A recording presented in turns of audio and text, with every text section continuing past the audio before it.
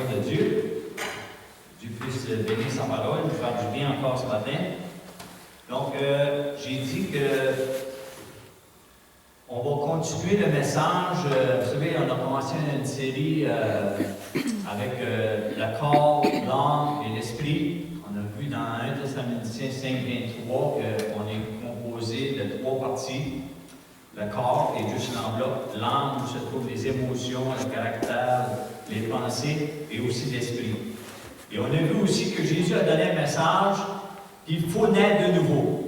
Donc, on a vu que ce qui est né de la chair est chair, ce qui est né de l'esprit est esprit. Donc, on va voir ensemble ce matin, ceux qui ont l'esprit, comment le manifester. Donc, on voit, premièrement, si tu n'as pas l'esprit, ça va pas. Mais on va voir pourquoi. Pourquoi qu'il y a un obstacle. Ésaïe, chapitre 1, on lit, « Écoutez la parole de l'Éternel, chef de Sodome, prêtez l'oreille à la loi de notre Dieu, peuple Gomorrhe. » Vous savez que Sodome et Gomorrhe, c'est 2 villes que Dieu a détruites à cause du péché. Verset 11. « Qu'ai-je à faire de la multitude de vos sacrifices, dit l'Éternel. Je suis rassasié des holocaustes, de béliers, de la graisse, des veaux. Je ne prends point plaisir au sang des taureaux, des brebis et des boucs. Quand vous venez vous présenter devant moi, il vous demande de souiller mes parvis. Cessez d'apporter de vaines offrandes. J'en ai horreur de l'encens, des nouvelles lunes, des sabbats, des assemblées. Je ne puis voir le crime associé aux solennités. Mon âme est vos nouvelles lunes et vos fêtes. Elles me sont à charge.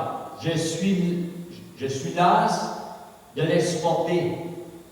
Quand vous étendez vos mains, je détourne de vous mes yeux. Quand vous multipliez les prières, je n'écoute pas. Vos mains sont pleines de sang. Lavez-vous, purifiez-vous, ôtez devant mes yeux la méchanceté de vos actions. Cessez de faire le mal, apprenez à faire le bien, recherchez la justice, protégez l'opprimé, faites droit à l'orphelin, défendez la veuve. Venez et plaidons, dit l'Éternel. Si vos péchés sont comme le cramoisi, ils deviendront blancs comme la neige. S'ils sont rouges comme la pourpre, ils deviendront comme la laine. Si vous avez de la bonne volonté et si vous êtes docile, vous mangerez la meilleure production du pays. Mais si vous résistez et si vous êtes rebelles, vous serez dévorés par le glaive, car la bouche de l'Éternel a parlé. Donc on voit ici que tous les religieux de l'époque où ils offraient des sacrifices, ils ont coulé du sang, tout ça. Puis Dieu dit, j'en ai horreur de ça. C'est pas ça que je cherche. Je cherche un cœur qui m'honore. Je cherche quelqu'un qui peut éloigner. Et on va voir l'obstacle qu'il y a pour manifester la gloire de Dieu. On le voit dans Ésaïe 59, 2. Il dit, ce sont vos crimes qui mettent une séparation entre vous et votre Dieu. Ce sont vos péchés qui vous cachent la face et l'empêchent de vous écouter. Il dit, c'est nos péchés qui bloquent que la gloire de Dieu se manifeste. On le voit dans Romains aussi 3, 23, dans le Nouveau Testament. Romains 3, 23. Car tous ont péché et sont privés de la gloire de Dieu. Donc, si tu es privé de la gloire de Dieu, tu es loin de manifester la gloire de Dieu. Donc, comment manifester la gloire de Dieu? Bien, il faut premièrement que l'Esprit de Dieu soit en nous. On voit dans Romains 8, on doit, pour vous, vous ne vivez pas selon la chair, mais selon l'Esprit. Si du moins l'Esprit de Dieu habite en vous. Si quelqu'un n'a pas l'Esprit de Christ, il ne lui appartient pas. Donc, pour manifester la gloire de Dieu, pour manifester l'Esprit de Dieu, il faut que premièrement que l'Esprit de Dieu soit en nous. Et si on va plus loin, verset 16, le verset 16 nous dit, l'Esprit lui-même rend témoignage à notre esprit que nous sommes enfants de Dieu. Voyez-vous la différence quand on parle d'esprit, le petit esprit qu'on a? Donc, si on n'a pas l'Esprit de Dieu, on ne lui appartient pas. Mais l'Esprit de Dieu rend témoignage à notre esprit. Voyez-vous, si il rend témoignage, ça veut dire qu'il parle. Okay? L'Esprit est là pour nous enseigner, pour nous conduire dans toute la vérité. Donc, deuxièmement, devenir un instrument entre les mains de Dieu, comme Jésus l'a fait, on voit dans Jean 5, 26, on voit que Jésus a manifesté l'Esprit de Dieu parce que Dieu était en lui. Okay? Car comme le Père a la vie en lui-même, ainsi il a donné au Fils d'avoir la vie en lui-même. Donc cette vie-là vient de Dieu. Comment manifester Dieu? C'est ce qu'on va découvrir ce matin. Donc on voit dans 2 Corinthiens 4, 6 que si Dieu est en nous, il y a quelque chose qui doit dégager de nous. On doit briller. Qu'est-ce qu'on voit? Car Dieu qui a dit, la lumière brillera du sein des ténèbres, a fait briller la lumière dans nos cœurs pour faire resplendir la connaissance de la gloire de Dieu sur la face de Christ. Donc, ça a fait briller la lumière dans nos cœurs pour faire resplendir, dites avec moi, resplendir la connaissance. Donc, Dieu se manifeste, et on voit juste un petit peu plus loin, dans 2 Corinthiens 5, 19 à 21. On lit, car Dieu était en Christ, réconciliant le monde avec lui-même, en n'imputant point aux hommes leur offense, et il a mis en nous,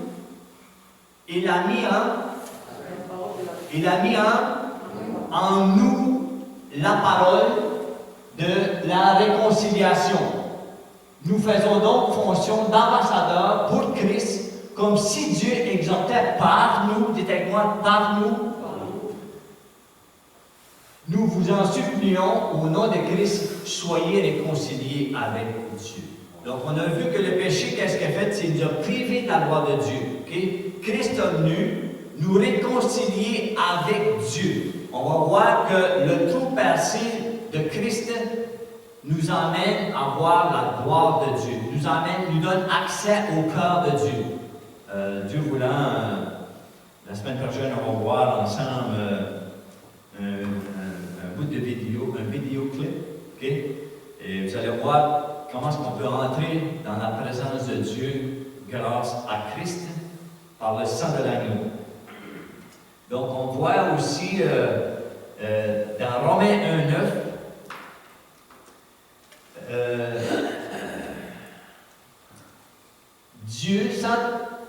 Dieu que je sers en mon esprit, dans l'évangile de son Fils, mais témoin que je fais sans cesse mention de vous dans mes prières. Donc, on voit que Paul, ici, va dire le Dieu que je sers dans mon esprit.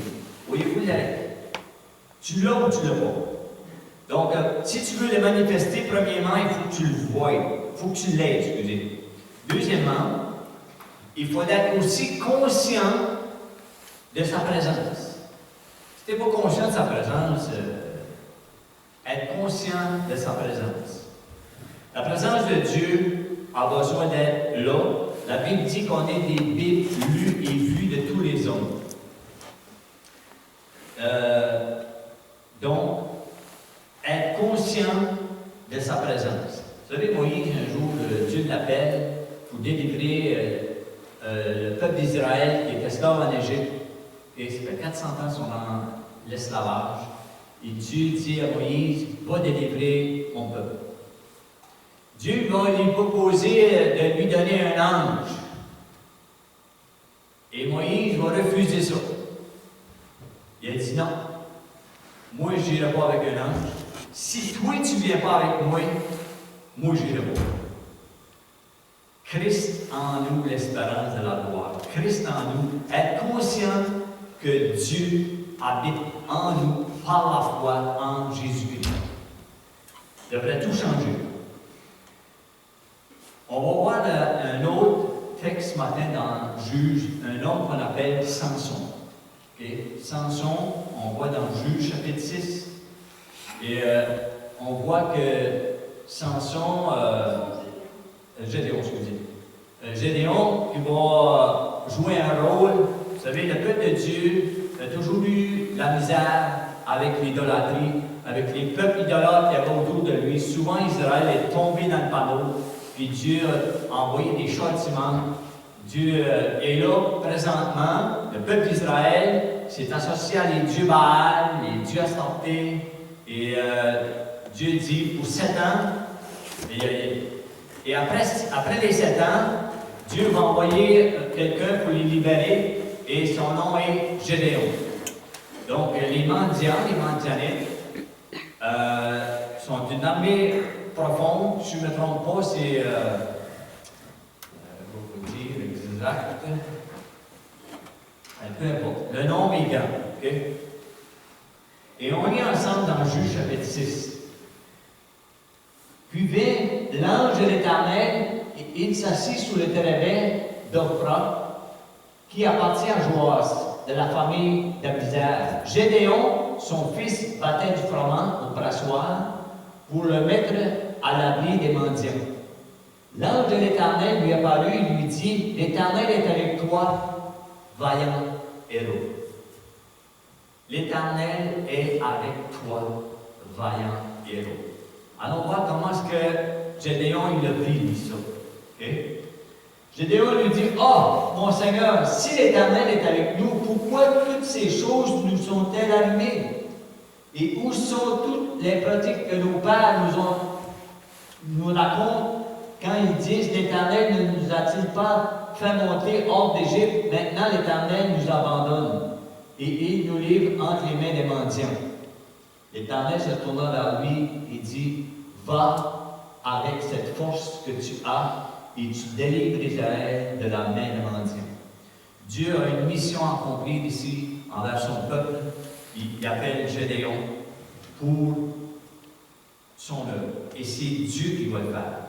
Dieu a un peuple, c'est l'Église, et il y a un message à livrer à l'extérieur, on va le voir tout à l'heure. Un message qui est urgent. Et on va voir que Gédéon, on voit qu'il se sent sans force, il se sent petit. Regardons, Gédéon lui dit, « Ah, mon Seigneur, avec quoi délivrai-je Israël? Voici, ma famille est la plus pauvre en Manassé. Je suis le plus petit dans la maison de mon père. » Voyez-vous comment est-ce que, vous voyez qu'il n'y a rien pour, devant cette armée-là, voir Israël, tout le peuple d'Israël, et voir cette multitude d'armées, qui est-ce que je suis pour arriver là? C'est la façon qu'il... Là, il va voir, je suis même pas né dans la bonne lignée, parce qu'Israël, il y avait la tribu de Juda qui était élevée, et lui, il venait de Manassé, c'était une petite tribu d'Israël en plus. Puis l'Éternel lui dit, « Mais je serai avec toi. » Ça devrait rassurer Gédéon. L'Éternel est avec moi. Et tu battras mendiant comme un seul homme. Maintenant, on voit le côté humain de Gédéon. Il dit, « Ouais, mais bien beau Dieu est avec moi, là, mais comment est-ce que ça va se faire? » Donc, il va prendre une armée. Il va en prendre 32 000. Il va prendre 32 000 hommes. On va aller attaquer Israël. Mais ce n'est pas tout le monde non plus qui veut aller attaquer Israël. Et Gédéon va dire, Dieu va dire à Gédéon, ton armée est trop grosse. Ils font 10 fois la taille de l'armée qu'ils ont en combat. Il dit, ton armée est trop grosse. Il dit, demande toutes ceux-là qui sont craintifs, qui ont peur, de rester. Et là, 12 000 ont peur. Donc, il décolle de 32 000 qui tombent à 20 000. Et là, il dit, tu es encore trop nombreux. Il dit, tu vas les emporter boire, puis tous ceux-là qui vont boire comme les chiens, c'est-à-dire qui vont se mettre à quatre pattes, puis qui vont boire dans l'eau comme à laper comme un chien, okay? Puis il dit, tu vas voir ceux-là qui prennent l'eau avec leurs mains, qui la mettent à la bouche. Il dit, ceux-là que tu vas garder. Et pendant ce qu'il fait ça, c'est beau comment est-ce qu'il y en a qui ont pris avec l'eau avec la main, qui l'ont emmené à la bouche. 300. Il y a juste 300.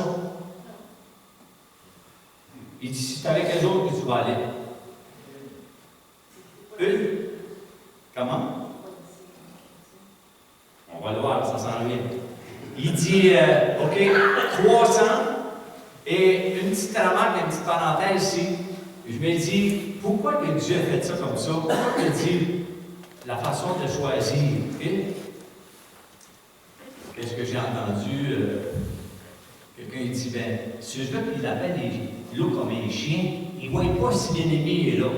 C'est-à-dire, ce ne sont pas vraiment des gens de guerre. Tandis que ceux-là qui viennent avec l'eau, c'est qu'ils gardent toujours l'œil en avant, probablement. Et là, Gédéon, il dit, faut que tu me donnes un signe. Faut que tu me donnes un signe, comme de quoi tu es avec moi.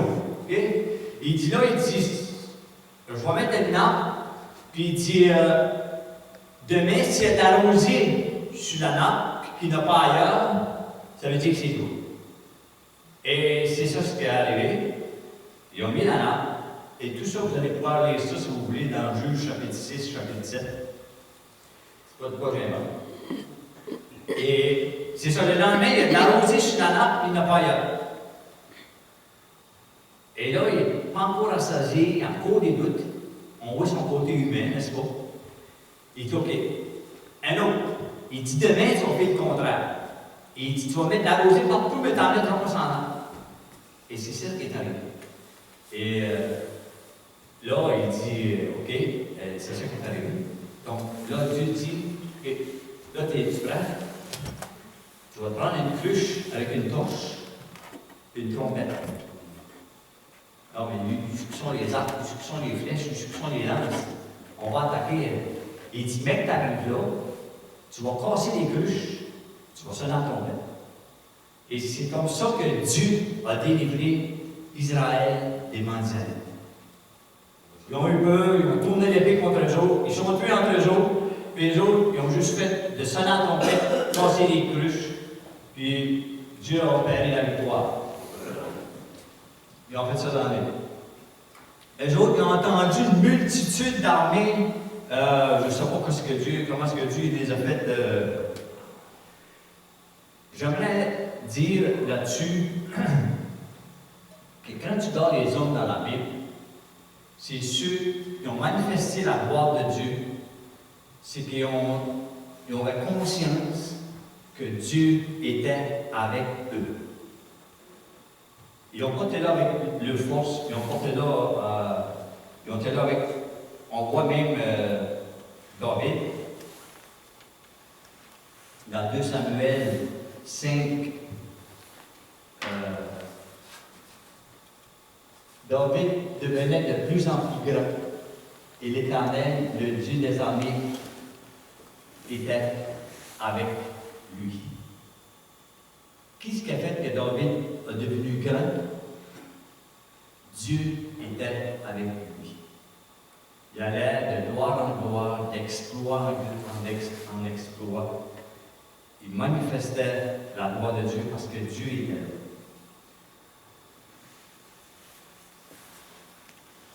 La Bible dit, même chose pour Noé.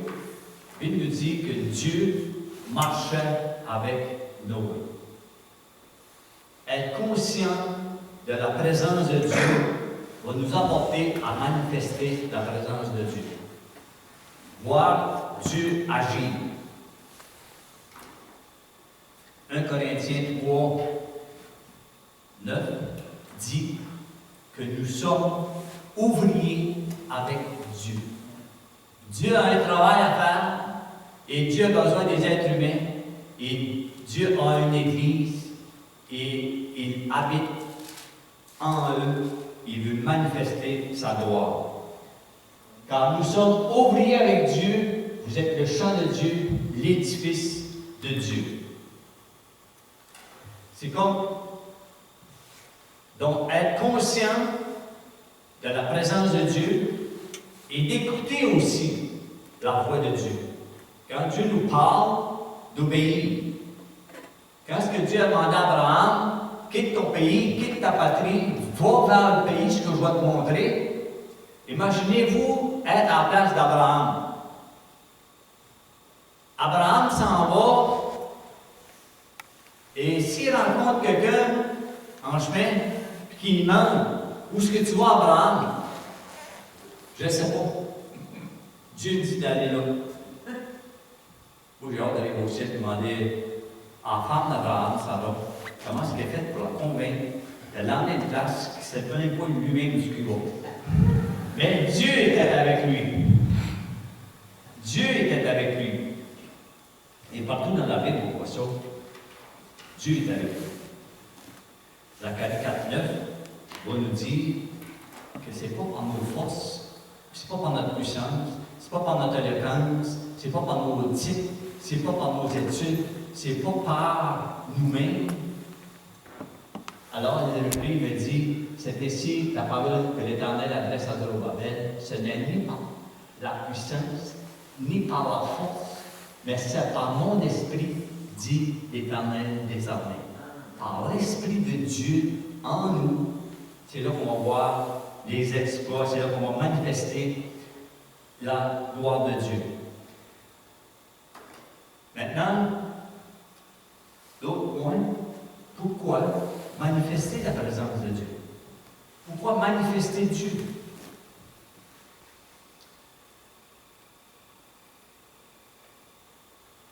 Il y a un désastre qui va arriver, il y a un jugement qui s'en vient, où ce que les incroyants n'auront aucune chance. Dieu nous dit de les avertir. Vous savez, on vit dans une époque présentement. Si vous regardez un peu les nouvelles, vous allez voir où est-ce qu'on va. Je ne sais pas si vous avez vu les nouvelles de la Russie qui vient de passer en élection. Poutine a été réélu. La Chine, la même chose. Et on regarde ça, tu dis, waouh! Mais le communiste, c'est des athées. Ils ne croient pas en Dieu. Et si on regarde la Russie, la Chine, je connais des missionnaires qui allent porter des Bibles, qui passent dans les douanes, qui cachent ça chez eux autres, qui traversent pour aller lire la parole de Dieu. Et lorsqu'ils se font prendre, ils passent à la torture, ils passent à la prison. C'est un pays athée. Et Dieu dit qu'il va manifester sa colère. La colère de Dieu, on sait que les jugements de Dieu viennent contre tout homme, tout impie qui n'a pas la crainte de Dieu. Dieu, on voit dans l'Apocalypse, et j'ai juste mis sur mon ordi colère de Dieu, et j'ai laissé suivre voir dans la Bible tout ce que Dieu dit que. Et j'écoutais le discours de Poutine qui parle tout le temps de la mondialisation.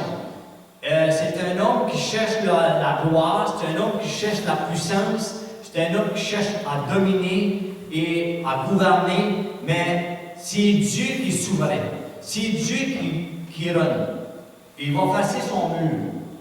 Et je sais qu'ils sont associés ensemble, la Russie et la Chine, et la parole nous dit qu'un jour, ils vont aller attaquer Israël.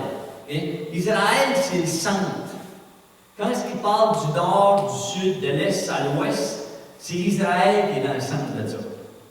Et on sait que le pétrole qui vient de l'Arabie, la Chine a besoin de 80% du pétrole et ils n'ont pas les provisions, et on voit que tous les conflits qui sont en train de s'organiser dans notre monde. Donc, pourquoi manifester Dieu? C'est qu'on doit aussi, nous aussi, sonner cette trompette-là. On connaît la fin du livre, on sait ce qui s'en vient, on n'a pas d'être inquiet de ce qui s'en vient, mais par contre, on doit avertir. Et c'est très facile.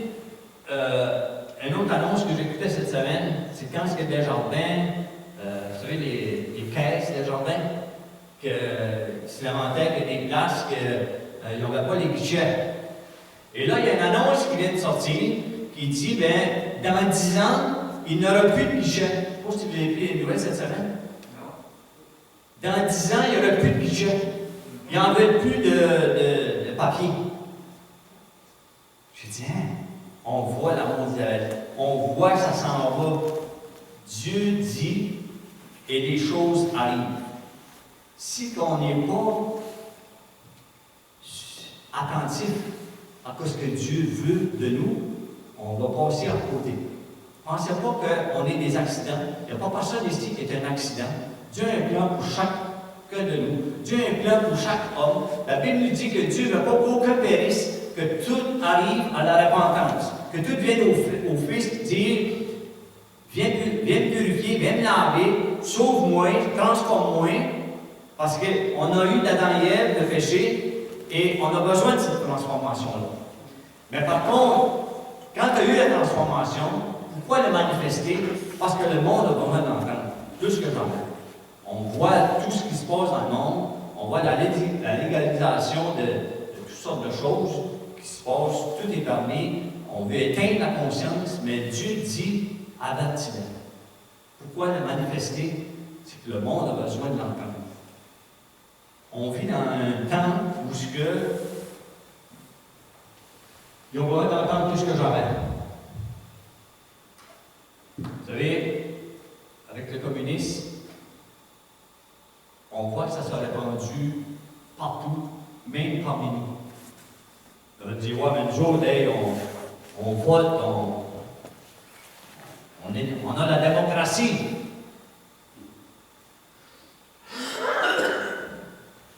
L'Angleterre avait les missionnaires, c'était un peuple croyant. Et ils ont dit, si tu veux gagner une nation, il faut que tu gagnes les jeunes. Donc, où est-ce qu'ils ont été pour gagner les jeunes? L'Angleterre était un peuple croyant. Après 40 ans, ils ont tout perdu. Pourquoi? Parce qu'ils ont perdu les jeunes. Ils ont dit, OK, si on veut gagner les jeunes, il faut aller dans les universités, il faut aller dans les écoles.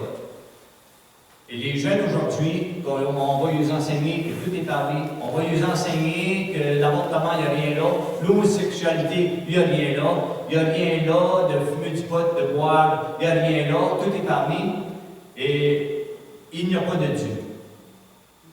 On vient d'un singe, on vient d'un Big Bang, on ne parle plus d'un Dieu qui a créé le ciel et la terre, qui est en contrôle de tout ça. Il y a un plan pour chacun de nous, oui, mais les hommes ont préféré les ténèbres à la lumière. Et Dieu va apporter un jugement. C'est ce que la Bible dit. Je sais qu'il n'y a pas beaucoup qu'il aimerait mieux entendre parler ce matin, peut-être de l'amour de Dieu. Dieu est bon, Dieu est gracieux. Et on entend ça. Ah, Dieu va passer l'éponge sur tout ça, toutes les religions, c'est tout correct, ça va tout finir à la même place. La Bible dit qu'il y a un chemin. Dieu, sans tenir compte des temps d'ignorance, annonce maintenant à tous les hommes, en tout lieu, qui n'ont à se repentir. Car Dieu a fixé un jour où il jugera le monde. Quand est-ce que tu réalises la grâce de Dieu, on va le voir Dieu blanc vendredi, là, qu'est-ce que ça a coûté pour Dieu, pour notre salut? Qu'est-ce que ça a coûté à Dieu pour que Dieu vienne vivre en nous? Ce n'est pas un sacrifice de bœuf puis d'agneau. L'agneau, c'était son propre fils. L'agneau de Dieu qui ôte notre péché du monde, qui nous donne accès à Dieu. Et la Bible dit, soyez réconciliés avec Dieu. Il y a un moyen d'être réconcilié avec Dieu, et c'est avec Christ. Donc encore là, on voit les attentats partout, nous encore qu'est-ce qui est arrivé hier. La France, tout le monde est insécure, mais personne ne se tourne vers Dieu. Pour nous, qui avons l'Esprit de Dieu, on n'a pas à craindre ces choses-là. Je vais vous donner 3 versets et écrivez-les, apprenez-les par cœur. Et ça, ces versets-là, qu'est-ce qu'il dit dans 1 Thessaloniciens 1,10? 1 Thessaloniciens 1,10. Apprenez-les ces versets-là. Et pour attendre des cieux son Fils qu'il a ressuscité des morts, Jésus qui nous délivre de la colère à venir. La parole nous dit que Dieu nous délivre de la colère à venir. 1 Thessaloniciens 5,9. Car Dieu ne nous a pas destinés à la colère, mais à l'acquisition du salut par notre Seigneur Jésus-Christ. On n'a pas à craindre qu'est-ce qui va arriver dans le monde. Notre foi est en Dieu, qui est notre rocher, qui est notre salut. C'est en lui notre appui, et c'est lui qui nous délivre de la colère à venir.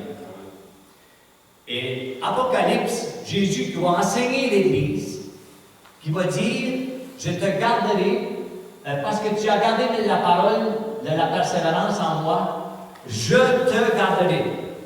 Qui est-ce qui parle? Jésus parle. Jésus dit, je te garderai aussi de la tentation qui va venir sur le monde entier pour éprouver les habitants de la terre. Il dit, je vais te garder de ça. Il n'y a pas d'assurance sur cette terre autre qui peut te donner la paix que Jésus-Christ nous met. Christ en nous, l'espérance de la gloire. Il peut tomber sur nous toutes sortes de choses. Ça ne veut pas dire, comme on a vu avec François Bergeron, avec le décès, oui, il y a des tempêtes. Mais dans la tempête, il était là, puis il dormait. Puis il a dit, pourquoi vous inquiétez-vous, gens de peu de foi? Jusqu'à votre foi. Si Dieu est avec vous, qu'est-ce qui peut être contre vous? J'aime l'Évangile. Je ne sais pas si vous aimez ce passage-là, mais moi je l'aime. Et je me dis, Christ en nous, l'espérance de la gloire. Quand on voit que tout le monde est tourmenté, qu'ils n'ont pas de paix, les jeunes aujourd'hui, quand tu regardes la jeunesse, je m'en rappelle que quand on était plus jeunes, on s'amusait avec toutes sortes de petites bébelles, des tailleurs qu'on poussait, des cuillères, aidez-moi. Oh, il était rendu d'être encore plus jeune, lui.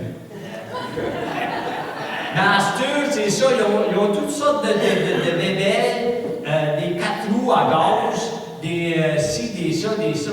Mais on a une jeunesse qui est malheureuse plus que jamais. C'est pas là qui est la solution. C'est pas le pouvoir, c'est pas la richesse. C'est Christ en nous, l'espérance de la gloire. Il n'y a pas d'autre que ça. Oui, il y a de l'opposition, il va y avoir des vents contraires. Oui, on sait que Satan, que la Bible l'appelle le prince des ténèbres, okay? Quand ce que même il a tenté Jésus, puis il a dit à Jésus, prosterne-toi devant moi, là, puis je vais te le donner, le royaume de terre. Tu es venu pour ça, toi, tu es venu pour l'acquérir? Bien, il dit, je l'ai reçu. Comment ça qu'il a reçu ça, lui?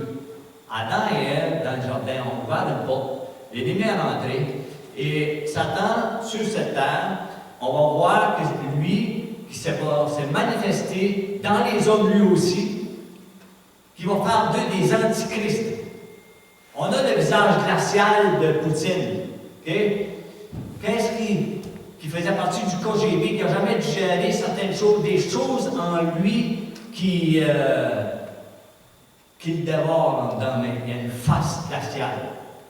Et j'ai regardé les prophéties qui s'en viennent, parce que, vous savez, si vous mettez la Russie et la Chine ensemble, avez-vous la plus gros pays, la plus grosse population ensemble? Mais quand ce que tu vois la Bible, tu dis dans Ézéchiel 38 que Dieu va les emmener en Israël. Comme on emmène un poisson quand on pêche, on prend l'hameçon, qu'on tire le poisson, Dieu dit, c'est un peuple rebelle. Ils n'en veulent pas de Dieu, ils n'en veulent pas de repentance, ils veulent au contraire manifester autre que Dieu. Dieu dit, je vais les emmener en Israël. Et ça va prendre 7 mois en terre et le mort. Le tiers de la population va mourir là, pour tout l'Israël. On ne sera pas là, mais Dieu va le faire. Dieu va porter ce jugement-là. On va dans l'Apocalypse. Je ne veux pas vous épeurer. Lisez la Bible, vous l'avez. Mais quand il parle de la colère de Dieu sur les fils de la rébellion, ceux qui se rebellent contre Dieu, ceux qui disent qu'il n'y a pas de Dieu, ceux qui grincent des dents contre Dieu. Une histoire, quelqu'un qui me disait, dans une prédication que j'écoutais, c'est que quelqu'un a invité Dieu à se battre. Et Dieu a envoyé une petite punaise qui l'a piqué en arrière de l'oreille. Le gars est tombé mort. Une petite. Et dans la Bible, on voit, dans Matthieu 24, qu'il va y avoir des fléaux. Et ce matin, je regardais les nouvelles. Je regarde que déjà les épidémies. Parce que la Bible nous parle aussi d'épidémies qui vont venir sur le monde. Toutes sortes de famines, des catastrophes.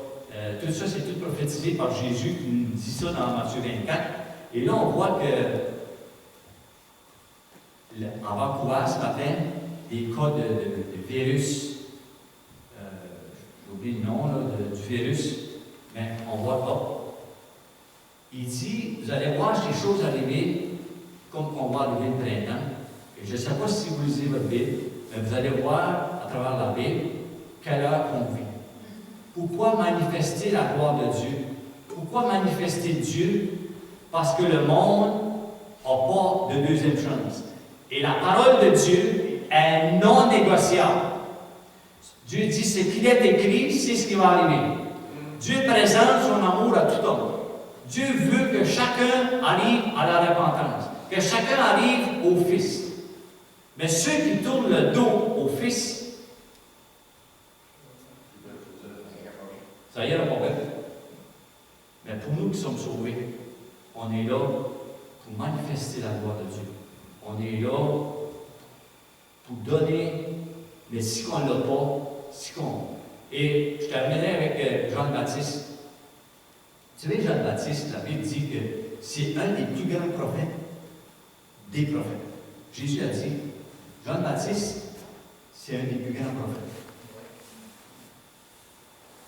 Et Jean le Baptiste, il va voir Jésus venir à lui, il va dire, c'est lui l'amour de Dieu qui ôte le péché du monde.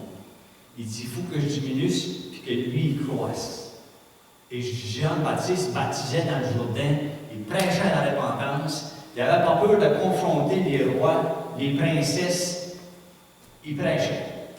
Okay? En feu, on pourrait dire. Mais là, on le met en prison. On l'isole. Et là, il passe du temps en prison seul. Seul. Et à un moment donné, vous savez, quand tu prends un brasier, okay? Tu prends un feu, tu prends un brasier et que tu sors du feu, qu'est-ce qui arrive? Il s'éteint. On a pris Jean-Baptiste, on l'a sorti du ministère, on l'a mis dans une prison. Et à un moment donné, dans sa prison, il dit, il y a des gens qui venaient le voir. Il dit, allez voir si c'est bien le Messie.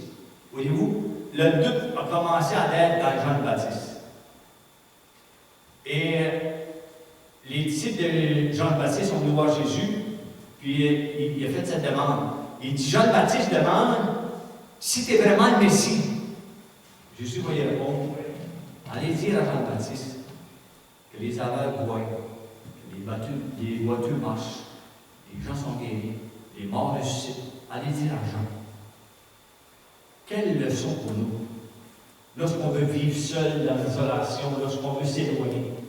Si on veut activer le feu de l'esprit, il faut se réunir. On a un exemple Puis on n'est pas des surhumains, mais ensemble, je veux croire que Dieu manifeste sa gloire. Ensemble, que Dieu nous fortifie. Ensemble, Dieu nous encourage. Ensemble, Dieu élève un peuple dans ces temps de la fin qui manifeste la gloire de Dieu. Amen. Père Céleste, ce matin, nous voulons te rendre grâce de ce que tu peux habiter en nous, par la foi en Jésus-Christ. Père éternel, ce matin, nous te demandons de venir nous habiter tout entier, Père, corps, âme et esprit, Seigneur. Et que tu nous utilises comme des instruments pour ta gloire. Que tu manifestes le message que tu veux véhiculer, Seigneur. On voit ce monde, Seigneur, qui il y a un jugement qui les pend au bout du nez, Seigneur.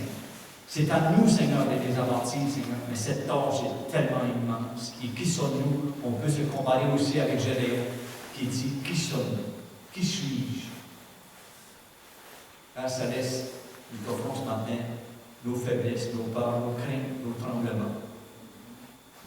Te demandons, Père, que tu nous donnes un amour pour ces hommes perdus. Il n'y a pas d'autre chance. Ce message de grâce est tellement important. Bon, aujourd'hui, on voit que le monde veut l'étouffer, mais ils n'ont besoin, Seigneur. Père, au nom de Jésus de grâce, donne-nous cette compassion et utilise-nous, Père, pour ta gloire. Père éternel, répands sur chacun de nous ce matin, Père, ta bénédiction. Qu'elle ait la première place dans nos vies, Père. Qu'on puisse sentir ta présence constamment au milieu de nous. Qu'on soit conscient de ta présence. Glorifie-toi dans nos vies, Père. Fais du bien à chacun ici ce matin, Père. Ta paix repose sur nous, Père. Dans le glorieux nom de Jésus. Prépare pour cette semaine, Seigneur. Bénis-les, Père. Dans le glorieux nom de